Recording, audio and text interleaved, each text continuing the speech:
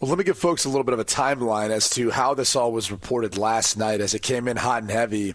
Wes Moore on X originally kind of threw out that multiple sources are telling him that Arkansas zeroed in on John Calipari. And remember, Musselman went to Southern Cal to become their head coach of the basketball program, which is one of the reasons why this vacancy was open. And obviously, there's been some ties to John Calipari with John Tyson. Remember, Tyson Foods? Yeah, that's the billionaire who's extremely close to John Calipari. And obviously, there's some connections there with the University of Arkansas. He's a big booster there. So these rumors started about 10 o'clock Eastern time last night.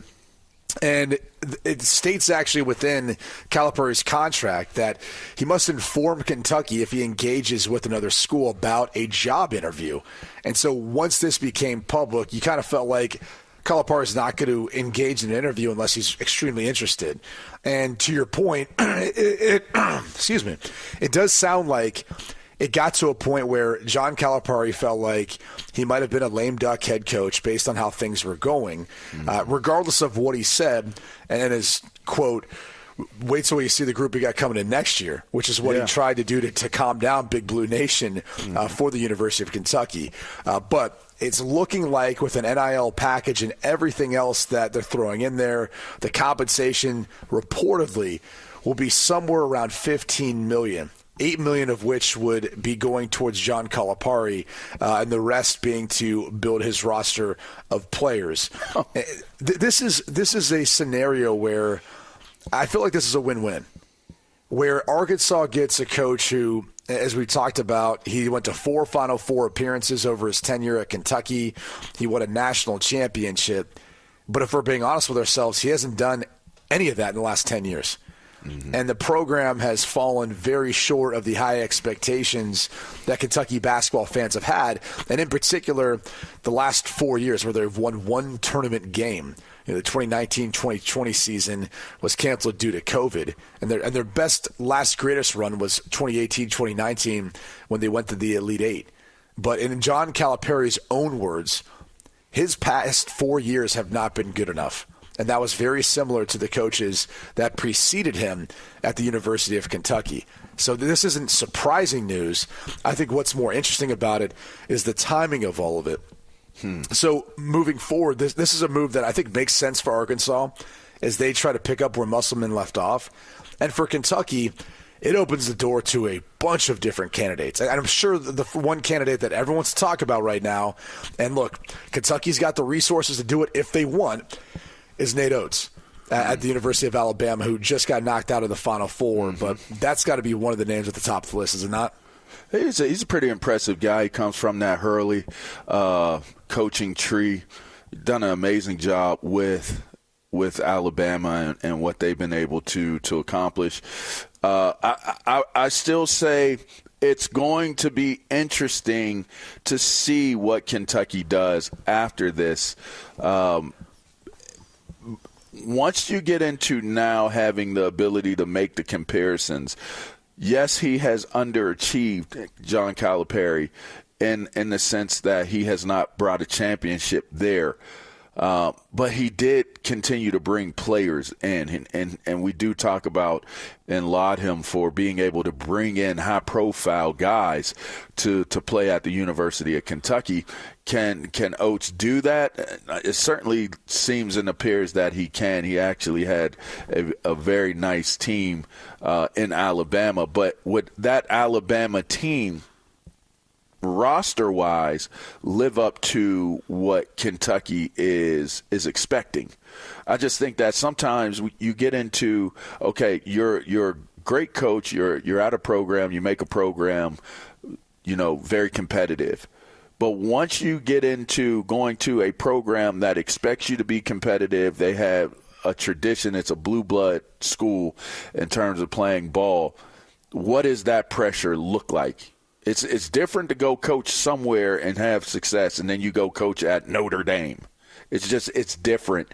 And I think that whatever coach takes that job, no matter how good they are, No, I mean, outside of maybe an old head, I think any type of younger coach, and even an old head, I would say has to be included. They're going to feel the instant pressure of what it is to coach Kentucky basketball. And it's going to be interesting to see how they move forward and how that looks, because everything is going to be compared to what John Calipari did. Right, which is, I think if you look at, again, the course of his career, it doesn't say much, at least in most recent history. If you look at the initial run that he was on, sure, right? Final Four appearances, a national championship. He's always had the star-studded players. I think that's really been one of the disconnects for a lot of the Kentucky fan base, was he was able to recruit the one-and-dones. He was able to put together top 2 classes pretty much every single year for the past decade. There's only been one exception to that where he had a top 6 class. But even then, to have that much talent and to not be able to get the results is what has been probably most surprising and probably frustrating for Kentucky fans, because clearly it's not the talent. To your point, they've got players who are moving on, going to the NBA. Mm-hmm. So if that's the case, then what is it? Is it not a priority on winning at the college level? Is it not a priority on building a team together around players, some of which might be older? Or maybe you bring in guys like a Nelson, for example, for Alabama, who played at South Dakota and, ended up balling out for them this year, helping them to get to a Final Four run. Maybe you go find players like that who are more developed at the college level, even though they might not be a lottery pick. And those are some of the questions that I think a lot of Kentucky basketball fans had and were frustrated by, in particular the last 4 years, where it felt like there was almost an attitude of, okay, well, that happened, but we'll see how it goes next year. And where he wasn't living and dying with this team having success. And I think that's the hard thing, is when you are a head coach that's compensated as much as he is, and also where he got a lifetime contract. We all know the buyout was $33 million. Kentucky obviously will not be in that position now, which is fantastic for them. And I also think it's interesting, not to get off on a tangent, but their athletic director, Barnhart, really stuck his neck out. There are a lot of frustrated Kentucky fans with how this season finished, how things have gone of late. And now to have him basically decide, hey, the Arkansas job's open. He's got a billionaire friend who hits him up, say, come on, let's go. Kudos to them. But at the same time, there's got to be some frustration about a coach who is leaving in the way he is at this point, after talking about next year and talking about wanting to come back. And actually, the more you read into it, there was even, I guess, sources that are saying he was interested in the Ohio State job. He just didn't feel like the timing was right this season when it opened up. So it sounds like maybe this has been building up for a period of time. And it kind of just goes back to the age-old adage, as we saw Bill Belichick move on from the New England Patriots. We see a guy like John Calipari move on from Kentucky. It feels like there's an expiration date on every coach, everybody, regardless of how good they are, of how long they're going to be at one place. Absolutely. I think that's well said, well stated. It'll be interesting to see what he does at Arkansas. Is it much of the same? Or does he take a different approach? And like I said, for Kentucky, it'll be interesting to see, like what you said, the curiosity of the culture of Kentucky is, if you're the best players and you're going to Kentucky, you're doing one and dones. So if you change that model and you start getting older guys, like you said, and getting transfers, how is that going to translate? And how much runway will this new coach have before the fan base and the people that are connected to the program put that pressure, on that coach to be, I would assume, day one. They're putting that pressure on him because basketball is a little different. You can build a day one really, really competitive team. So it'll be interesting to see what he does at Arkansas, because, again, we're looking at a coach that has been a historically legendary coach, but has not had a great run as of late, and is getting, kind of taken away from where he was at based off of what? Is it based off of what he has done? Is it based off of what he can do? Because I think that everybody would say it wouldn't be based off of the results he's been getting as of late. So it's, they made that decision based off of the information they have. It'll be interesting to see how Calipari approaches that, from coaching staff on to players.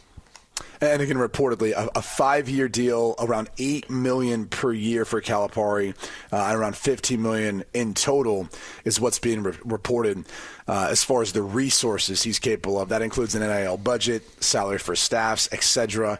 And just to cap things off, it sounded like, Calipari felt like he got to a point where he didn't have the support or it's grown thin with the Kentucky fan base and those powers that be going into a year next year where it felt like a bit of a lame duck year for him. So it'll be interesting to see what happens to a lot of those recruits who are intending to go to Kentucky. Do they want to go to Kentucky? Do they want to stay with John Calipari? Will we be bringing them to Arkansas? Even what this roster and team will look like. But again, as we kind of speculate potential head coaches, very similar to what Arkansas did, right? You call every coach that you have a desire to come be there. I don't care if it's Brad Stevens, who's not even in the college ranks right now, or how about Dan Hurley? I know he's coaching and playing for a national championship tonight, and we'll get into that preview.